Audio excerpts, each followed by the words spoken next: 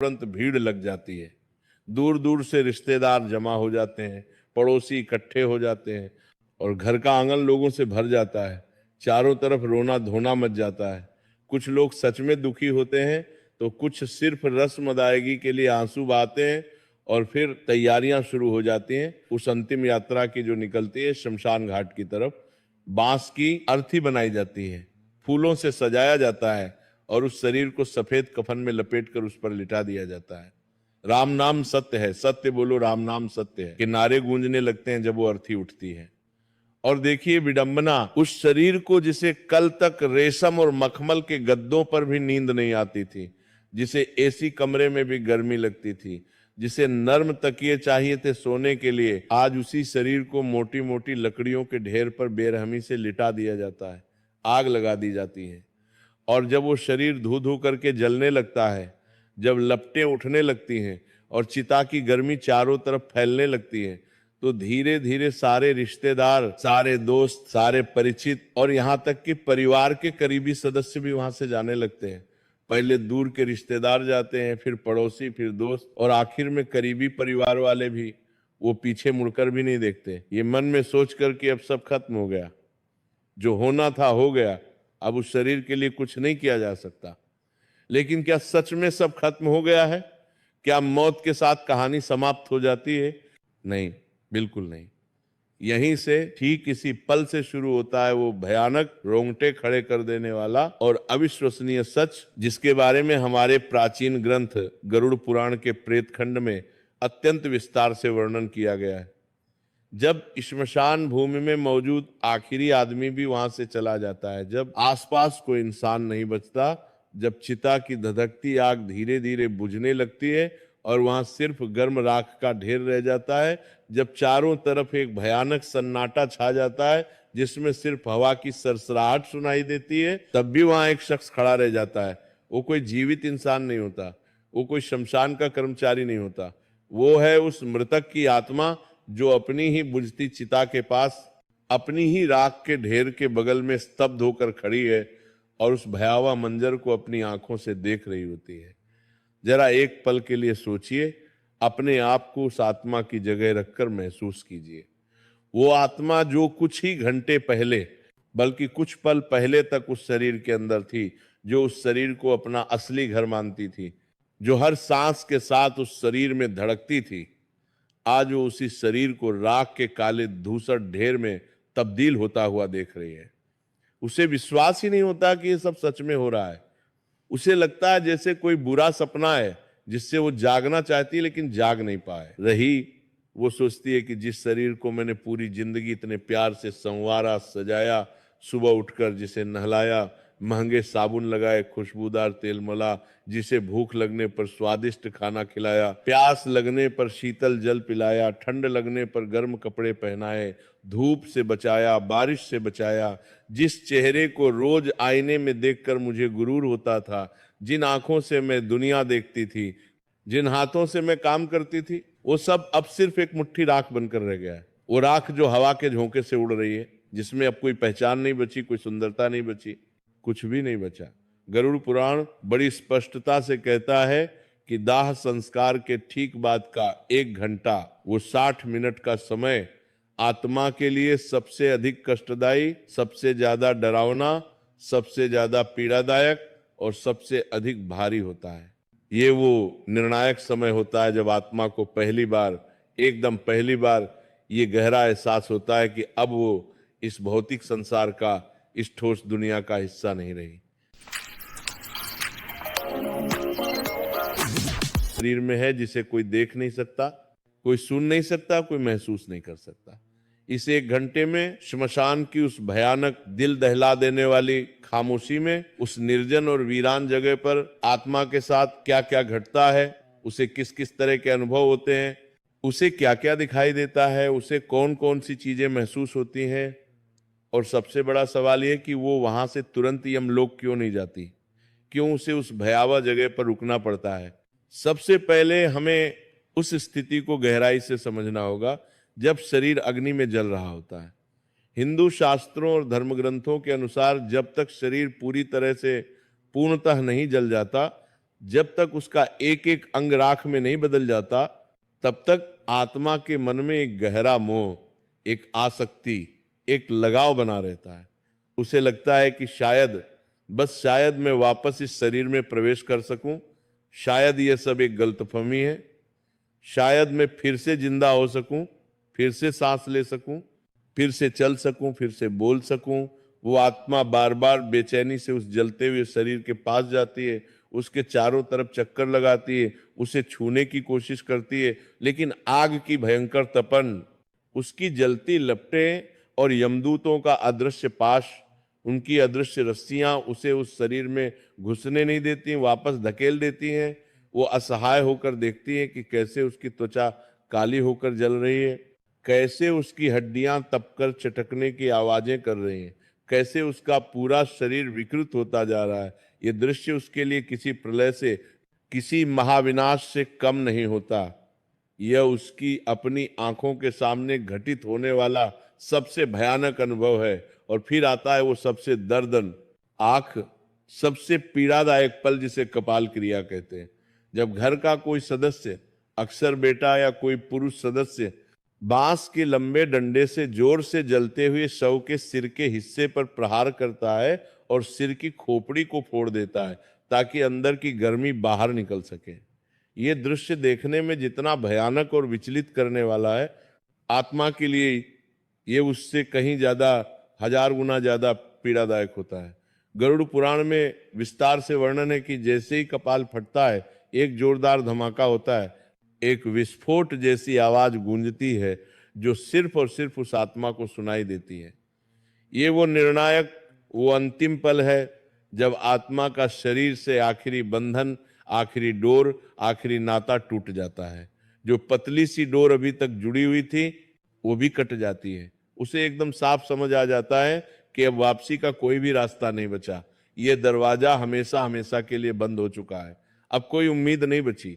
लेकिन असली कहानी, असली यात्रा, असली परीक्षा तो इसके बाद शुरू होती है। जब कपाल क्रिया पूरी हो जाती है और शरीर पूरी तरह जलकर राख और खाक हो जाता है, तब हिंदू परंपरा और नियम के अनुसार घर वाले और सभी रिश्तेदार वहां से लौटने की तैयारी करने लगते हैं। शास्त्रों में बहुत सख्त नियम है, एक चेतावनी है कि श्मशान से लौटते वक्त जब आप वापस जा रहे हो तो पीछे मुड़कर बिल्कुल भी नहीं देखना चाहिए। क्या आपने कभी गंभीरता से सोचा है कि ऐसा क्यों कहा जाता है? ये कोई अंधविश्वास नहीं है, इसके पीछे एक बहुत बड़ा, बहुत गहरा और बेहद डरावना कारण छिपा है। जब परिवार के सदस्य, दोस्त और रिश्तेदार वहां से जाने लगते हैं, एक एक करके विदा होने लगते हैं, तो आत्मा घबरा जाती है, डर जाती है, बेचैन हो जाती है। उसके मन में तूफान उठने लगता है। उसे समझ नहीं आता कि ये लोग मेरे अपने लोग मुझे इस सुनसान, इस वीरान, इस डरावनी और भयानक जगह पर बिल्कुल अकेला छोड़कर कहां जा रहे हैं, क्यों जा रहे हैं। वो पूरी ताकत से चिल्लाती है, जोर जोर से आवाज देती है कि रुको रुको, मुझे भी साथ ले चलो, मैं भी तुम्हारे साथ घर चलूंगा, मुझे यहाँ अकेला मत छोड़ो, मैं यहाँ अकेला नहीं रह सकता, मुझे बहुत डर लग रहा है, मुझे बहुत अकेलापन महसूस हो रहा है। लेकिन उसकी आवाज, उसकी चीख, उसकी पुकार किसी को सुनाई नहीं देती, क्योंकि अब वो आवाज हवा में गूंजने वाली सामान्य ध्वनि नहीं है, बल्कि एक सूक्ष्म कंपन है, एक आध्यात्मिक आवृत्ति है जो सिर्फ सूक्ष्म जगत में सुनाई देती है। वो आत्मा निराश होकर बेचैनी से दौड़ती है, अपने बेटे को पकड़ने की बेताब कोशिश करती है, अपनी पत्नी या अपने पति को जोर जोर से आवाज देती है, उनके कंधे पकड़ने की कोशिश करती है, उनके कपड़ों को खींचने की कोशिश करती है। लेकिन त्रासदी यह है कि उसका हाथ, जो अब सूक्ष्म है, उनके भौतिक शरीर के आर पार निकल जाता है, जैसे हवा में हाथ घुमाया हो।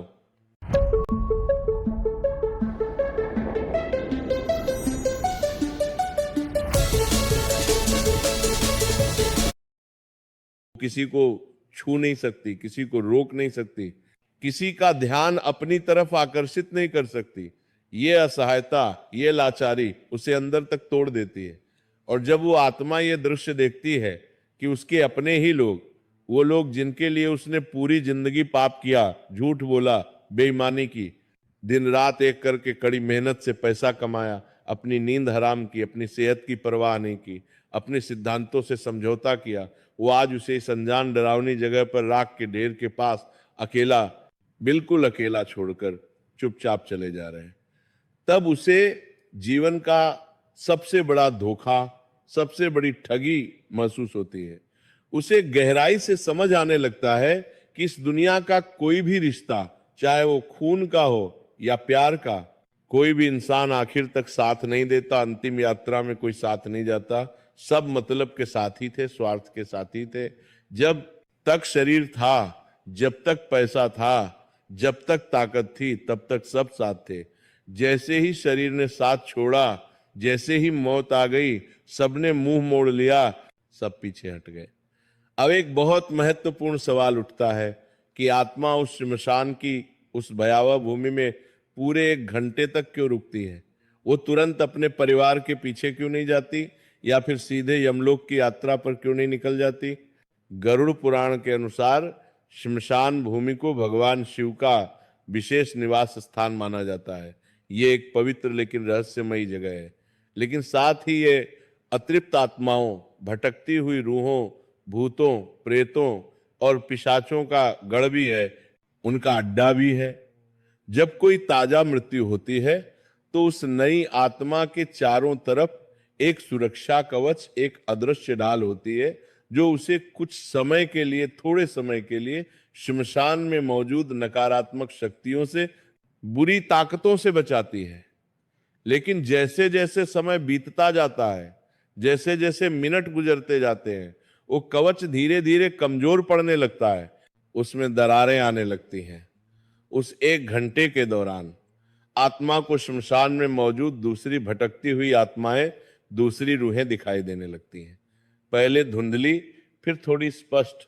उसे अजीब अजीब तरह की, कानों को छेदने वाली डरावनी आवाजें सुनाई देने लगती हैं। कराहने की आवाजें, चीखने की आवाजें, रोने की आवाजें। वो डर के मारे देखती है कि वहां कई ऐसी आत्माएं मौजूद हैं जो सैकड़ों सालों से, दशकों से मुक्ति के लिए तरस रही हैं, तड़प रही हैं, जो भूख और प्यास से बुरी तरह तड़प रही हैं, छटपटा रही हैं, जिनका सूक्ष्म शरीर विकृत हो चुका है, भयानक दिखता है। कुछ आत्माएं हवा में तैरती हुई दिखाई देती हैं, तो कुछ जमीन पर सांप की तरह रेंगती हुई दिखाई देती हैं। वो सभी उस नई आत्मा को देखकर उसकी तरफ लपकने लगती हैं, उसे डराने की कोशिश करती हैं, उसे अपने साथ खींचने की कोशिश करती हैं। यह दृश्य देखकर वो नई आत्मा डर के मारे आतंक से कांपने लगती है, उसके रोंगटे खड़े हो जाते हैं। वो छिपने की कोई जगह ढूंढने लगती है, कोई आड़ ढूंढती है, लेकिन श्मशान के उस खुले विशाल मैदान में छिपने की कोई जगह नहीं होती। चारों तरफ खुला आसमान, जमीन पर राख और बुझती चिताएं। अब उसे अपनी गलतियों का, अपने पापों का, अपने बुरे कर्मों का गहरा पछतावा होने लगता है। वो मन ही मन सोचने लगती है कि काश, काश मैंने जीवन में कुछ पुण्य का काम किया होता, काश मैंने गरीबों की मदद की होती, काश मैंने मंदिर में दान दिया होता, काश मैंने रोज भगवान का नाम लिया होता, प्रार्थना की होती, तो शायद आज मुझे ये भयानक दिन नहीं देखना पड़ता, ये कष्ट नहीं भोगना पड़ता। गरुड़ पुराण में स्पष्ट लिखा है कि उस 1 घंटे में आत्मा को यमदूत जानबूझकर तुरंत नहीं पकड़ते, वो उसे छोड़ देते हैं, उसे अकेला छोड़ देते हैं, ताकि वो अपनी आंखों से स्पष्ट रूप से देख सके, अनुभव कर सके कि जिस शरीर पर और जिस भौतिक संसार पर, जिस धन दौलत पर उसे इतना घमंड था, इतना अहंकार था, उसकी असली औकात, असली हैसियत क्या है। ये शमशान में बिताया गया समय वैराग्य का, विरक्ति का महत्वपूर्ण क्षण होता है। ये आत्मा को ये गहरा एहसास दिलाने के लिए होता है कि तूने क्या खोया है और क्या पाया है, तूने सारी जिंदगी क्या किया और अब तेरे पास बचा क्या है। इसलिए उसे वहां रुकना पड़ता है, इंतजार करना पड़ता है। उस दौरान आत्मा को एक बहुत ही विचित्र, असामान्य अनुभव होता है। उसे समय का कोई सही ज्ञान नहीं रहता, समय का बोध खत्म हो जाता है। जो हमारे लिए पृथ्वी पर सिर्फ 1 घंटा है, 60 मिनट है, वो उस आत्मा के लिए कई कई दिनों के बराबर, यहां तक कि महीनों के बराबर लगता है। उस अकेलेपन में, उस भयानक सन्नाटे में, उस निर्जन वातावरण में उसे अपने पूरे जीवन की रील दिखाई देने लगती है। गरुड़ लूर पुराण से जीवन समीक्षा या लाइफ रिव्यू कहता है,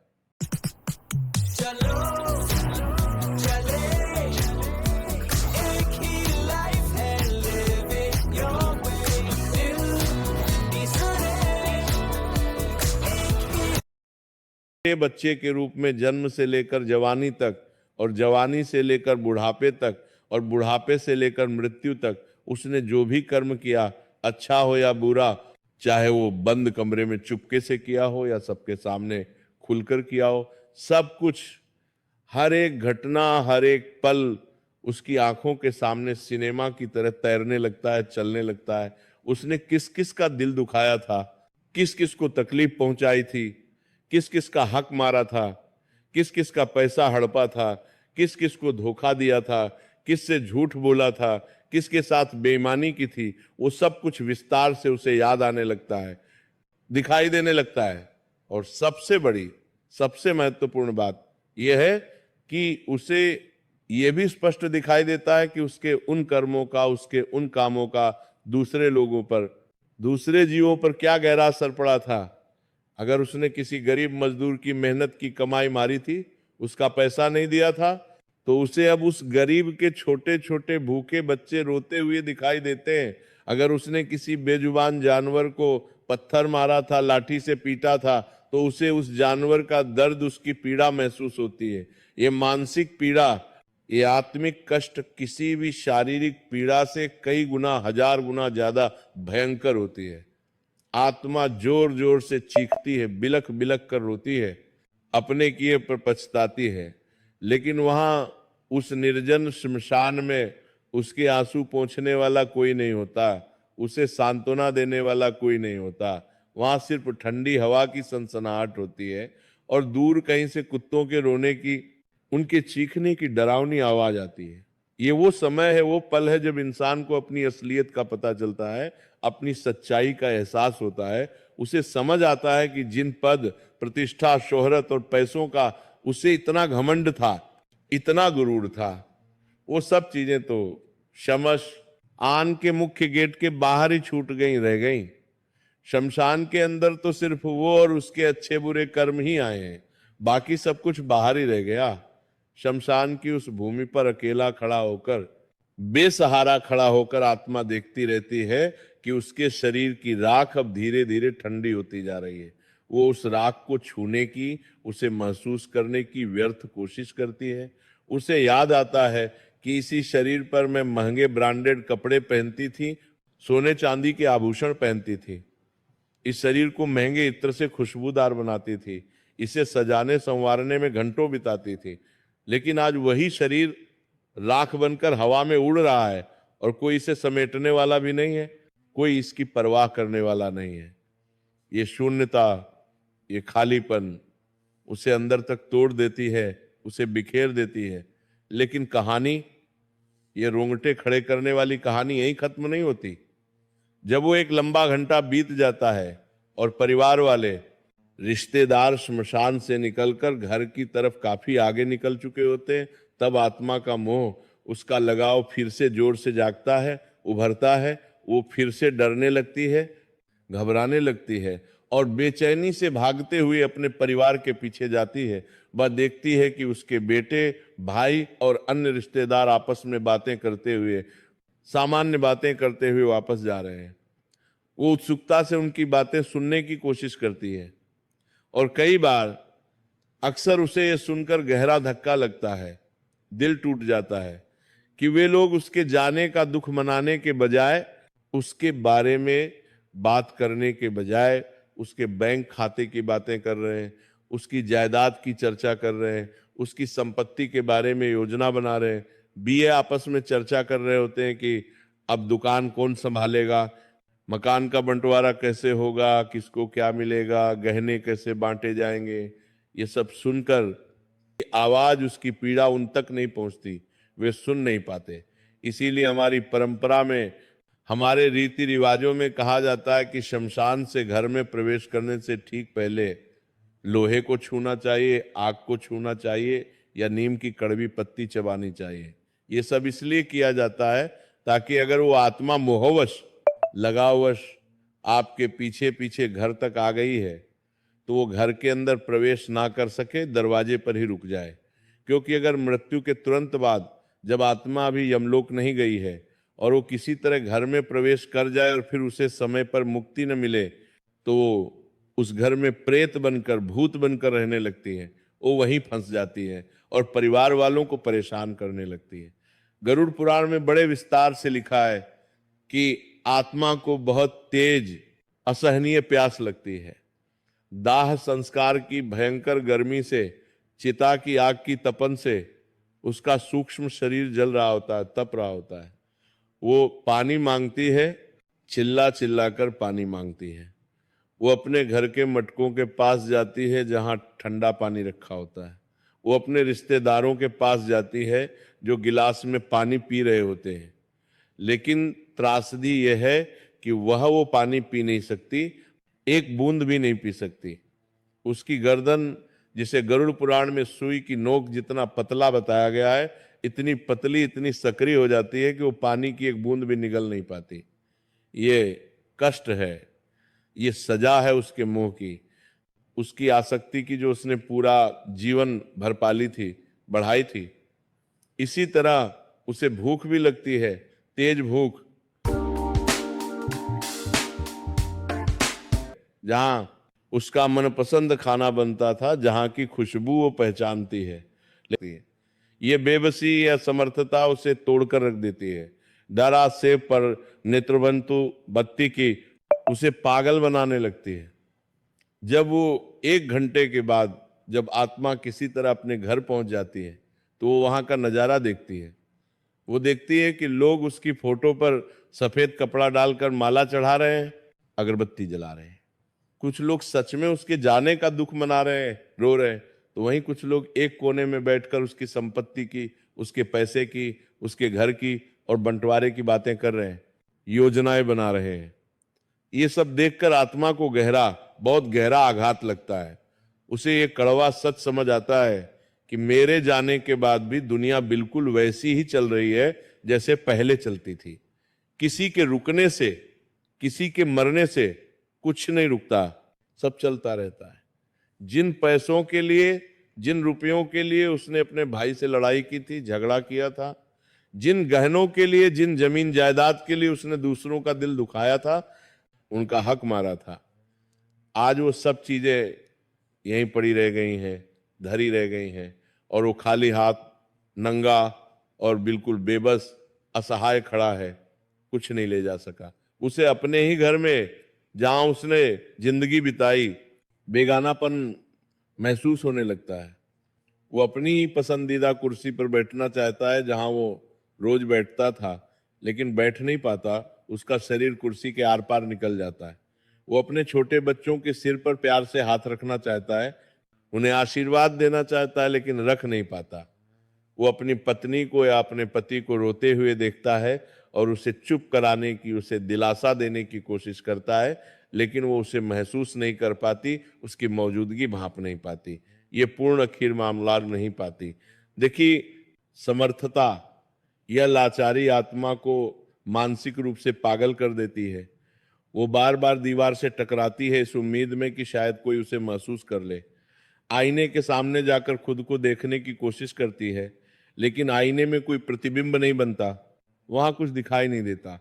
गरुड़ पुराण ये भी विस्तार से बताता है कि मृत्यु के बाद आत्मा की याददाश्त, जिसे हम स्मृति कहते हैं, अचानक बहुत तेज, बहुत शार्प हो जाती है।